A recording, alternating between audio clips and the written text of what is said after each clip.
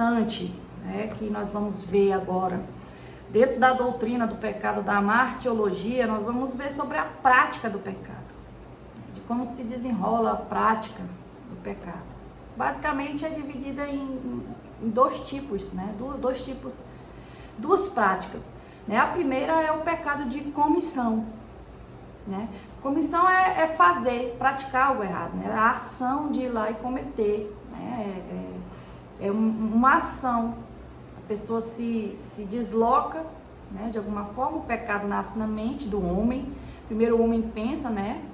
Ou seja, ele premedita o pecado, principalmente a iniquidade, que é um pecado contínuo, e ali nasce o pecado na mente, no coração do homem, e ele vai e pratica, né? Então esse é o pecado da comissão, né? Tiago capítulo 1, versículo 15 diz assim: depois, havendo a concupiscência concebido, dá à luz o pecado, e o pecado sendo consumado, gera a morte, pecado consumado, né? O pecado da comissão. A pessoa foi lá e cometeu o pecado. E também tem o pecado de omissão. O pecado de omissão é deixar de fazer a coisa certa, né? Deixar de fazer a coisa justa, aquilo que é para ser feito. Deixar de cumprir a lei de Deus é tanto pecado como transgredi-la. Então, deixar de cumprir a lei de Deus, né? A palavra do Senhor, o Evangelho de Cristo, é tanto pecado como transgredir esse Evangelho, né? Essa doutrina do Senhor. Vamos ver o que diz em Tiago 4:17. Aquele, pois, que sabe fazer o bem e não faz, comete pecado. Na nossa legislação, né, na Constituição Federal, é crime você poder prestar socorro para alguém e não o fazer. Né? Alguém está em perigo, pedindo socorro, ajuda, e você não ajudar, não estender a mão, não socorrer aquela pessoa, né? Desde que não coloque a sua própria vida em risco, não é isso? Então, no exercício, tem muitas profissões que no exercício ali da profissão, no exercício do direito, é obrigatório prestar socorro, a não ser que, né, com essa exceção que eu falei, que coloca a sua vida em risco, então você não pode colocar duas pessoas, né? No caso, vão morrer os dois. Mas o certo é prestar o socorro. Então, na palavra de Deus não é diferente, né? Aquele que deixa de fazer o bem, que pode fazer e não o faz, comete pecado. Lá em 1 Samuel 12:23 diz assim: quanto a mim, longe de mim que eu peque contra o Senhor, deixando de orar por vós. Antes vos ensinarei o caminho bom e direito.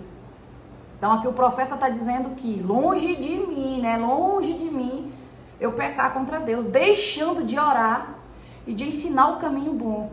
Então, deixar de orar, de ensinar a palavra de Deus, nós que somos servos, também é pecado. Nós estamos nos omitindo. Nós não podemos nos omitir. Ninguém aceita Jesus só na mente, é crente só na mente e ninguém sabe. Não. O Evangelho, ele é estereotipado na nossa vida, o nosso testemunho vivo, testemunho de vida. Jesus não andou...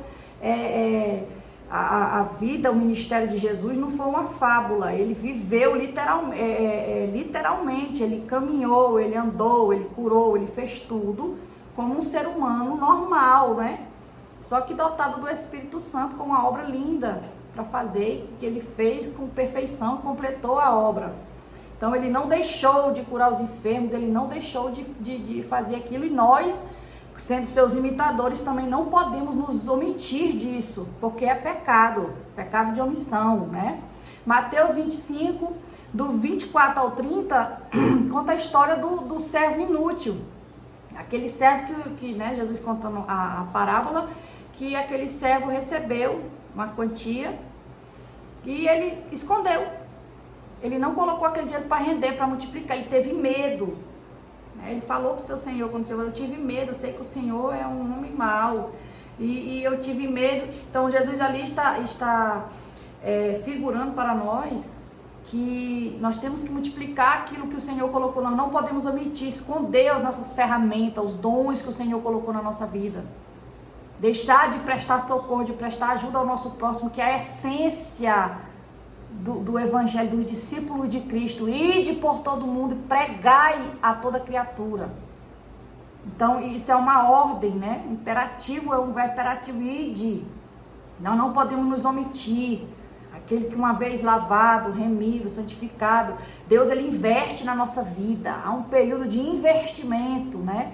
com toda a sua paciência, né, digamos assim, que Deus tem conosco, de nos limpar, de nos ensinar, levanta mestres, levanta doutores, para que nós possamos aprender a palavra. Depois nós não podemos pegar tudo isso e jogar na lata do lixo, né? Não, nós temos que utilizar essas ferramentas, principalmente dentro do nosso lar, da nossa família, que é o nosso primeiro ministério, é a nossa casa, a nossa família, não é? A nossa parentela, e depois aos demais que estão de fora, os amigos de trabalho, os colegas de trabalho, os colegas na escola, enfim, aonde você for, você tem que ser um testemunho, você tem que estereotipar isso. Não significa que você é obrigado você não tem o direito de obrigar as pessoas a te entender e enfiar a goela abaixo. O evangelho que nem muitos fazem por ignorância, por falta de sabedoria, né? Mas de maneira sábia, né, sutil, a gente vai pregando a palavra, vai ensinando o nosso testemunho de vida, né, o nosso testemunho até mesmo de aparência, serve também para pregar, também prega, né? Então muitos hoje se omitem até nisso, né? Se vestem, se comportam como se não fossem evangélicos e não têm responsabilidade com a vida de ninguém. É Deus por si, cada um por todos, né? Cada um que a salvação é individual, cada um que corra para se salvar. E não é assim. Nós temos que praticar o segundo maior mandamento que Jesus deixou para nós: amarás, porém, o teu próximo como a ti mesmo. Alguém um dia chegou para você, pregou para você, te amou. Então você também tem esse direito, essa obrigação de amar o seu próximo, de se doar por ele. Nós não podemos omitir as ferramentas e os dons que Deus dispensou na nossa vida. Amém? Então é pecado sim, se omitir, se esconder, né? Às vezes Deus tem uma obra com você. Não é fácil, muitas vezes, cumprir o chamado de Deus. Eu tiro por mim, foi um desafio, está sendo um desafio na minha vida. Vim aqui gravar vídeos, né? Eu acabei de falar isso com uma grande amiga minha. A gente estava comentando e eu falei sobre isso. Gravar vídeo para a internet é colocar o pescoço numa guilhotina. A qualquer momento a guilhotina pode descer e cortar o seu pescoço. Que sentido eu quero dizer isso? É que a gente vem aqui e coloca a cara a tapa. Porque vai ter os haters, vão ter as pessoas que não vão concordar com o que a gente fala e elas não sabem discordar de maneira educada, né? O que a gente mais vê na internet são pessoas sendo atacadas, sendo por causa, às vezes, falam uma palavra, um termo errado, e já vem outro, faz um vídeo e diz, ó, que dali é do diabo, é o Satanás. Então aquela pessoa é afetada. Então, enfim, mas isso não pode ser impedimento para nós. Imagina os discípulos naquela época. Né? O medo que eles tinham, que eles sentiam, sabiam que podia a qualquer hora morrer, como morreram, né, os apóstolos de Jesus. A maioria deles morreram de forma trágica porque deram cara a tapa. Foram para a mídia da época, enfrentaram os haters, né? Enfrentaram a oposição, muitos deles morreram. Mas eles não se omitiram, eles foram, né? O sangue era derramado na arena, mas eles não se acovardaram. Os covardes não herdarão o reino dos céus. Então nós não podemos nos acovardar. Se o Senhor te chamou, te deu um dom, uma ferramenta, né? Utilize isso. De alguma maneira, seja útil, seja eficaz no reino de Deus. Não precisa você ganhar o mundo inteiro, né? Às vezes uma alma você ganha e cuida e zela daquela pessoa e ora por ela. Às vezes você só ora. Então cada um tem um chamado, cada um tem uma forma de Deus usar. Mas em nome de Jesus, não se acovarde, não se omita, não cometa o pecado de omissão. Que Samuel disse aqui, né, em 1 Samuel, no capítulo 12, versículo 23. Ele disse, longe de mim de pecar contra o Senhor, de deixar de orar por vós e de vos ensinar o caminho. Então é pecado sim, você esconder as suas ferramentas. E se você está assim, se levante em nome de Jesus, né? Peça força ao Senhor. Não é fácil para ninguém. Eu nunca imaginei que eu iria gravar vídeos, né? Eu sempre preguei a palavra do Senhor nos altares, nas praças, nas ruas, que eu gosto de evangelismo de rua, evangelismo pessoal. E eu não imaginei que Deus tinha isso para mim. Quando esse desafio chegou até a mim, eu amarelei. Amarelei. Fiquei pensando, fui estudar, fui verificar, fui ver o tanto que as pessoas são afetadas, né, pelos comentários maldosos, por pessoas que não têm o que fazer, pessoas mais são usadas pelo inimigo e etc.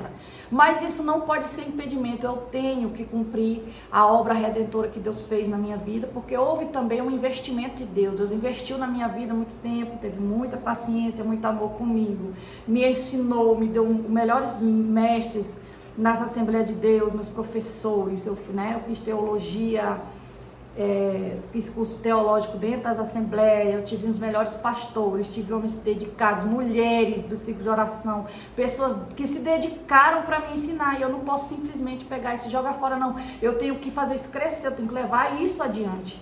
Então não posso omitir isso, né? Outro texto também que nós podemos ver, pecado de omissão, é o texto que fala sobre as 10 virgens, né? Esse texto encontra-se em Mateus, no capítulo 25, do versículo 42, e ao 45, conta a história da imprudência das 5 virgens. Eram 10, todas 10 adormeceram, mas 5 tinham reserva, 5 não tinham, ou seja, foram negligentes, imprudentes, foram omissas.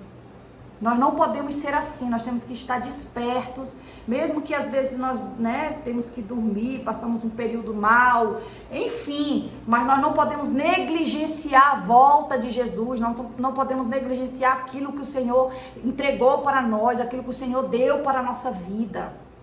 Nós não podemos negligenciar a nossa salvação, né? Como escaparemos nós se negligenciarmos tão grande salvação? Nós não podemos negligenciar isso, né? E também nós não podemos deixar que nada pare o nosso ministério, o serviço. Ministério quer dizer serviço, aquilo que nós fazemos para Deus. Ah, mas falaram mal de mim, disseram que eu sou do capeta. Deixa falar. O que falaram do pai de família? O que falaram de Jesus? Ele disse, eu sou o Senhor, o que eles falam de mim? Chamaram Jesus de beberrão. Isso é um beberrão que come com pecadores publicanos. Disseram que ele era possesso de Beelzebul, né? Ele expulsa os demônios, senão por Beelzebul, príncipe dos demônios. O que Jesus falou para os seus discípulos? Vocês fizeram isso comigo, imagina com vocês. Então nós temos que ter essa consciência de que as pessoas vão sim nos atacar. Muitos vão gostar, porque aquele que quer Deus, ele ama ouvir a palavra. Ele se sente bem quando essa palavra que jorra para a vida eterna entra nos seus corações. Ele tem prazer, ele se sente bem, ele agradece a Deus. Senhor, obrigado por esse homem ter pregado, essa mulher ter pregado essa palavra, eu me senti tão bem. Mas tem gente que é o contrário. E nós temos que estar conscientes disso, de que a nossa guerra, ela é constante, e ela não é contra a carne e o sangue, ela é contra os principados, né, os príncipes, dos hostes espirituais da maldade. O inimigo, ele não quer perder as almas, ele não quer perder campo, ele não quer perder espaço. Mas no nome de Jesus nós seguimos avançando e não podemos retroceder. Que esta palavra te dê força para você prosseguir naquilo que o Senhor tem com você. Seja qual for o ministério, o chamado que você tem, né? Como simples crente, você tem sim a obrigação, o direito de pregar a palavra de Deus, desde que com sabedoria, né? Com ordem, com decência. Ninguém prega a palavra de Deus caçando conversa, brigando. Você nunca viu Jesus fazendo um escândalo no meio da rua. Para ninguém aceitar, ele não empurrou a palavra dele na goela de ninguém. Ele pregava manso e humilde de coração, né? E a palavra dele convencia o pecador do seu pecado, né? Que era uma palavra limpa, uma palavra com autoridade, através do Espírito Santo. E é assim que nós temos que ser, imitadores de Cristo, né? E por último, nós vemos no Salmo 9, versículo 17, ainda sobre a prática do pecado, o pecado de omissão. Diz assim, os ímpios serão lançados no inferno e todas as nações que se esqueceram de Deus. Então não servir a Deus, se esquecer de Deus, é o pecado de omissão. E aqui a palavra está sendo bem clara, que serão lançados no inferno. Então não se esqueça de Deus, meu querido. Procure o Senhor enquanto se pode achar. Procure conhecer a Deus, leia a palavra. Não vá pelas críticas, por as vozes que tem na nação, que crente não presta, que pastor nenhum presta. Não vá nisso, vá para a palavra. Porque tem pessoas boas e pessoas más em todos os segmentos da sociedade. Não deixe que isso seja impedimento de você conhecer a Deus. Você precisa conhecer a Deus. Você precisa conhecer Jesus, a obra redentora, a vida de Jesus, a caminhada dele, a salvação de Cristo. Você precisa dessa salvação na sua vida. Então procure a Deus enquanto se pode achar, porque esquecer a Deus também é pecado, e pecado de omissão. Que o Senhor te abençoe, abra o seu entendimento e que você seja liberto, seja livre através da palavra de Deus, que é viva e ela é eficaz. Que o Senhor te abençoe.